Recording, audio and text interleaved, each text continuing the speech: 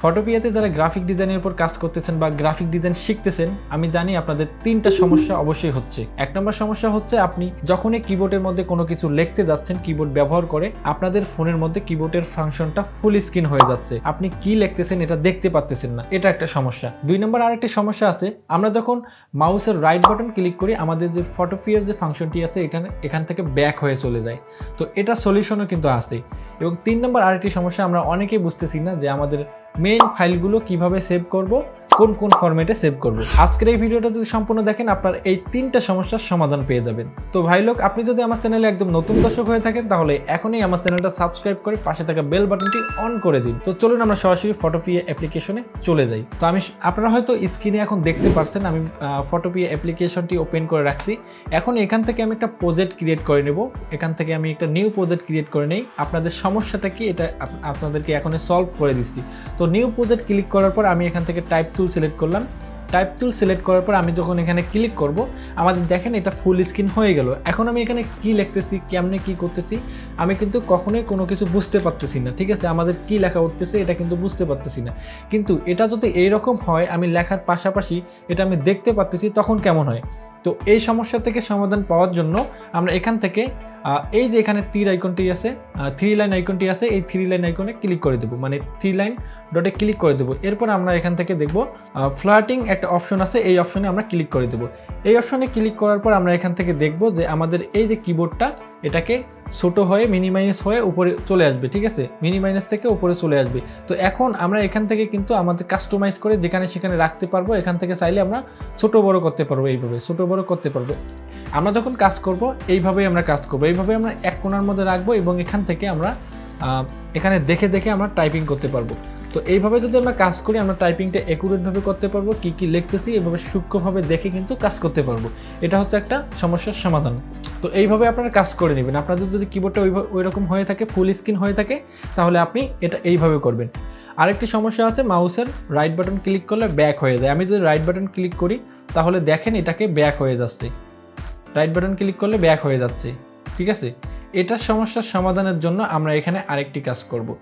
যখন আমাদের right button click করার প্রয়োজন হবে তখন আমরা কি করব, যেমন আমি একটা লেয়ার নিচ্ছি, এখান থেকে আমি একটা রেক্টেঙ্গুলার শেপ নেই, আমি একটা রেক্টেঙ্গুলার শেপ নিলাম। এখন এই রেক্টেঙ্গুলার শেপটাকে আমি লেয়ার অপশন থেকে এখন আমার প্রয়োজন হইলো যে এই রেক্টেঙ্গুলার শেপটাতে আমি রাইট বাটন ক্লিক করে আমার কিছু আরও এক্সট্রা ফাংশন আমি দেখব। এর জন্য আমি যেই কাজটি করব, আমার যদি রাইট বাটন ক্লিক করার প্রয়োজন হয়, আমার যদি এখানে রাইট বাটন ক্লিক করার প্রয়োজন হয়, আমি এখান থেকে মাউসের ক্লিক বাটনটা এখানে লেয়ার অপশনে এসে ক্লিক বাটনটা ক্লিক করে ধরে থাকবো এবং তারপর আমি রাইট বাটনটা ক্লিক করব। তাহলে আমি রাইট বাটনের কাজটা করতে পারবো।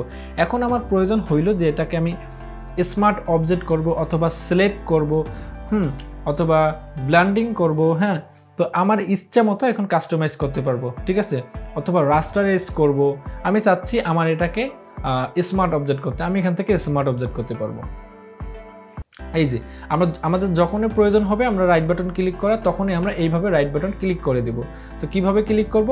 তো রাইট বাটন ক্লিক করার জন্য আমাদেরকে একটা জিনিস মনে রাখতে হবে, আমরা যেই অবজেক্টটাকে রাইট বাটন ক্লিক করে ওপেন করব প্রথমে আমাদেরকে ওই অবজেক্টটাকে সিলেক্ট করে ক্লিক করে ধরে থাকতে হবে, তারপর আমাদের রাইট বাটন ক্লিক করতে হবে। বোঝা গেছে আশা করি। আমি ক্লিক করে ধরে আছি, এরপর রাইট বাটন ক্লিক করলাম, এই যে অপশনটা পেয়ে গেলাম।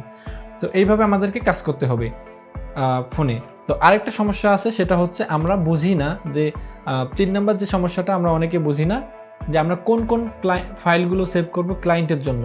এখন একটা জিনিস মনে রাখবেন যে আপনি একটা ক্লায়েন্টের বা নিজের জন্য একটা প্রজেক্ট তৈরি করছেন, এটা পরবর্তী যেন এডিট করতে পারেন।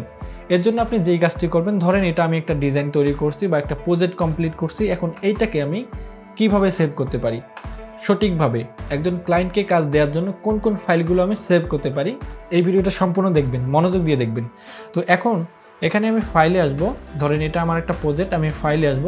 ফাইল থেকে আমি সর্বপ্রথম একটা যেই কাজ করব সেটা হচ্ছে এখান থেকে এক্সপোর্ট অ্যাজে আসবো। এক্সপোর্ট অ্যাজে আসবো, এখান থেকে আমি জেপিজিতে একটা সেভ করে নেব। এটার একটা জেপিজি